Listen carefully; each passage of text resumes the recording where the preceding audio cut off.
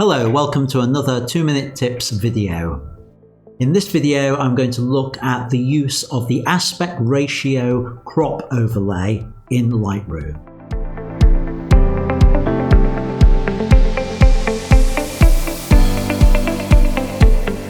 Hello, welcome to In Studio. I'm Ian M. Butterfield. In my last 2-Minute Tips video, I looked at some of the shortcut keys and power tools within the crop functionality within Lightroom. Today I want to just look at how we would use the aspect ratio overlay.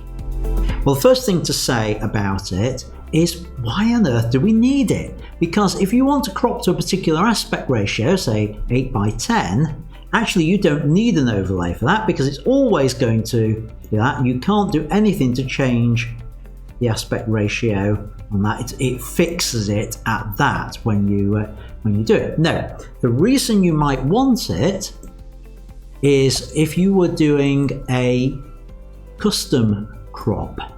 Now, I don't know about you, but I like to crop to my image rather than to the aspect ratio. Now, I might want to make sure that this blue dome is in my image, even if I wanted to then do prints. And I might not know what size print that I want, but I want to crop it with the knowledge that I'm not going to lose that particular detail.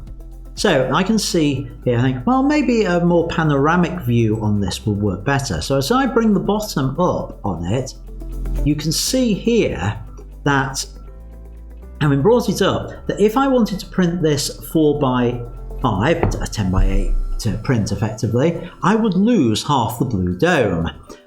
For a 5:7, I'd lose 3/4 of it. For a 2:3, then I would just about get it in there. So it gives me that confidence to know what type of print my crop's going to work for. Yes, you can offset when you actually print, but this gives you the idea of the default in the middle. So that's where you would use it. So I could choose, well, maybe if I bring this in a little bit more on that side, now I know for all my standard aspect ratios, I'm always going to have the blue dome in there. I've got the confidence that that crop will work. So I'm just going to say close on there. Quite like that actually.